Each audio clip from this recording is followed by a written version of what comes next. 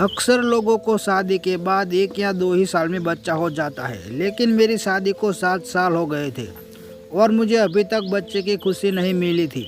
ऐसा नहीं है कि मैंने इलाज नहीं किया, इसके लिए कोशिश नहीं करी।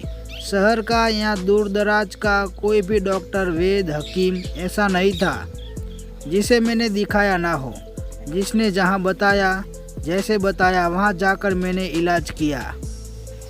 जिसने जैसे जैसे बताया वैसे वैसे मैंने कोशिश की, लेकिन फिर भी कुछ हासिल नहीं हुआ। घरेलू टोटके से लेकर बड़े से बड़ा अस्पताल सब एक एक करके ट्राई किया, लेकिन उसके बाद भी मुझे निराशा ही हाथ लगी। हर एक अस्पताल का चक्कर काटा।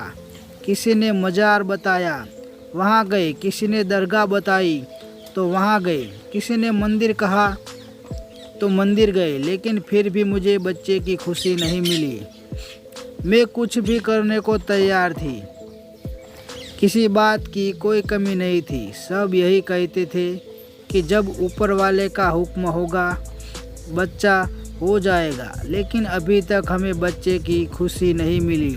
मेरे घर में सास ससुर कोई भी नहीं था। मेरा बस एक पति था और छोटा देवर था। देवर भी अपनी पढ़ाई पूरी करने के लिए शहर गया हुआ था, इसलिए ससुराल में तो मुझे ताना सुनने को ही नहीं मिलता था। लेकिन फिर भी बच्चा तो सब कुछ चाहिए ही होता है, क्योंकि दुनिया में बांझ औरतों को अच्छा नहीं समझा जाता। और इस बात का अंदाज़ा मुझे गुजरे 7 सालों में बहुत अच्छे से हो गया था। एक रोज़ मेरा पति जब काम से घर आया, वह काफ़ी खुश दिखाई दे रहा था। आते ही सीधा कमरे में गया और अलमारी में कुछ ढूंढने लगा। मैंने पूछना चाहा। मुझे कहने लगा कि सबके सोने के बाद मैं तुम्हें एक ऐसी चीज़ दिखाऊंगा जिसे देखकर तुम बहुत खुश हो जाओगी।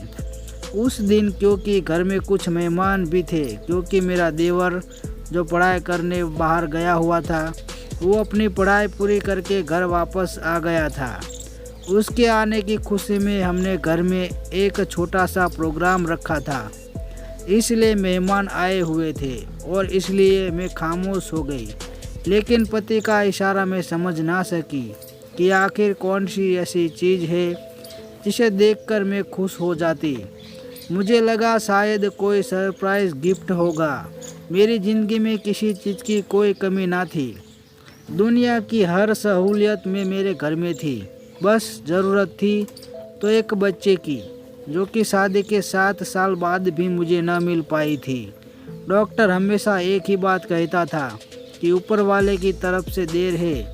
इस वजह से पति भी काफ़ी परेशान रहता था।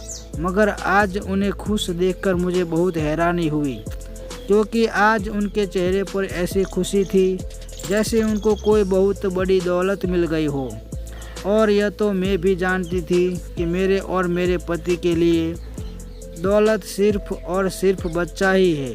अब मैं सबके सोने का बेचैनी से इंतज़ार करने लगी। आखिर ऐसा भी मेरा पति मुझे क्या दिखाना चाहता है। और जब सब सो गए, मेरे पति मुझे लेकर अपने कमरे में आ गए और मुझे बिठाते हुए मेरे सामने ही बैठ गए।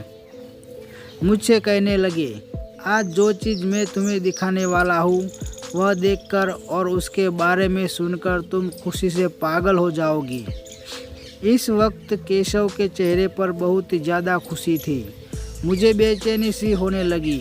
मेरा दिल चाह रहा था कि जल्द से जल्द मुझे वह चीज़ दिख जाए, क्योंकि बच्चे की खुशखबरी का तो दूर दूर तक कोई रास्ता ना था। और अगर कोई गिफ्ट था तो उनके चेहरे पर इतनी खुशी क्यों थी। केशव उठकर अलमारी की तरफ चल पड़े।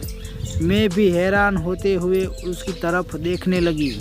कुछ देर बाद वह आपस से मेरे पास आए और मेरे करीब बैठते हुए मेरे हाथ में एक पैकेट पकड़ा दिया। मैं नासमझी से उसे देखने लगी तो वह बोले, इसमें ऐसी चीज़ है जिससे तुम बहुत जल्द प्रेग्नेंट हो जाओगी। मुझे लगा मैंने गलत सुना है, लेकिन जब उन्होंने मुस्कुराते हुए हाँ में सर हिलाया तो पति की बात सुनकर मैं पहले तो हैरान और फिर खुश हो गई। 7 साल तक मैंने कोई दवा या कोई दुआ नहीं छोड़ी थी। जो बच्चे के लिए हो। ऐसी कोई दवाई नहीं थी जो मैंने खाई ना हो। मुझे लगा शायद यह भी कोई नई दवाई लाए थे जिसके इस्तेमाल से हमें बच्चा मिल सकता था। खुशी के मारे मेरी आंखों में आंसू आ गए क्योंकि इस बार मेरे पति के लहजे में बहुत कॉन्फिडेंस था और उसकी वजह से मुझे भी यकीन हो गया कि शायद यह दवाई असर करेगी। मैंने बेसब्री से इस पैकेट को खोला, मगर इसमें मौजूद चीज़ को देखकर मैं एक पल को हैरान हो गई और फिर मैंने हैरत से केशव को देखा और उसने पूछा, क्या यह कोई मजाक है? मुझे लगा शायद केशव ने मेरे साथ कोई मजाक किया था, क्योंकि ऐसा तो सिर्फ मजाक नहीं हो सकता है। कुछ पल पहले मिली खुशी अफसोस में बदल गई थी। अगर यह मजाक था तो निहायत ही बुरा मजाक था। मैं अपने बच्चे के मामले में बेहद ही सेंसिटिव थी, क्योंकि इन 7 सालों में मैंने लोगों के मुंह से बहुत कुछ सुना था। कोई कहता था कि तुम बांझ हो और इसी वजह से नई शादीशुदा औरतें या फिर प्रेग्नेंट औरतें मेरे साये से भी दूर रहती थी, जैसे मैं कोई अछूत हूँ या फिर बच्चा ना होने में मेरा कोई अपना स्वार्थ है। और अक्सर तो यह भी कहा जाता था कि जानबूझकर बच्चा नहीं कर रही। अगर मैं किसी फंक्शन में चली जाती और किसी के बच्चे पर अचानक से मुझे प्यार ने लगता और मैं उसे प्यार करने लगती तो उसकी माँ फ़ौरन उसे मेरे हाथ से इसे छीन लेती जैसे मैं कोई चुड़ैल हूँ, इसके बच्चे को खा जाऊंगी। मैं बस एक ममता को तरसी हुई औरत थी और अपने बच्चे को सीने से लगाकर अपने इस एहसास को पूरा करना चाहती थी। लोगों ने तो जो किया सो किया था, लेकिन केशव, उसने तो आज तक मेरा साथ दिया था। कभी मुझे कभी बांझ होने का ताना तक नहीं दिया और न ही दूसरी शादी की धमकी नहीं दी थी, बल्कि वह तो हर जगह मेरी ढाल बनकर जाता था। मुझे बस एक केशव पर ही तो भरोसा था जो आज टूट चुका था। मेरी आंखों में आंसू उतरे तो मुझे यूं अपनी तरफ देखता पाकर केशव बोला, जूही, यह वही चीज़ है जो तुम्हें प्रेग्नेंट करेगी। मैंने एक बार फिर उस पैकेट में रखे हुए कपड़े पर ध्यान दिया और उसे खोलकर देखने लगी। वह लाल रंग का एक कपड़ा था। इसके अलावा इस पैकेट में और कुछ भी मौजूद नहीं था। मेरा दिल बुरी तरह से बूझ गया और मुझे लगा कि बस आज केशव ने भी मर्द होने का सबूत दे ही दिया। शायद यह भी मेरी बांझ होने का मजाक उड़ा रहे हैं। केशव ने मेरे हाथ से कपड़ा लेकर बोला कि यह वही चीज़ है जो तुम्हें प्रेग्नेंट कर सकती है। उसे खास तरीके से जड़ी बूटियों का रस डालकर तैयार किया गया है और अगर कोई भी बांझ औरत गीला करके अपने पेट पर रखकर सो जाए तो वह प्रेग्नेंट हो जाती है। बस तुम उसे गीला करके रखो और खामोशी से लेट जाओ ताकि यह अपना असर दिखा सके। मैंने कहा, बस भी करो। और सब लोगों ने अब तक क्या मेरा कम मजाक बनाया है जो आज तुम अब मेरा मजाक बनाना चाहते हो? मेरी बात सुनकर को कहने लगा कि मैं सच कह रहा हूँ, लेकिन केशव की किसी बात का मुझे यकीन नहीं आ रहा था। आखिर कोई ऐसी लाल कपड़ा किसी औरत को कैसे प्रेग्नेंट कर सकता है? मगर मैं अपने पति केशव की मर्जी के आगे मजबूर थी, क्योंकि उनकी जिद थी कि जहाँ इतना कुछ आजमाया है, इतने डॉक्टर, हकीम, पीर, फकीर सबको देखा है, एक दफ़ा इस कपड़े को भी ट्राई करके देखना चाहिए। उन्होंने मुझे इसके इस्तेमाल का तरीका बताया और हर हाल में करने को कहा। मैं भी वह जल्दी से राज़ी हो गई। तभी केशव की कॉल आई और वह फ़ोन पर बात करते हुए वहाँ से बाहर चले गए।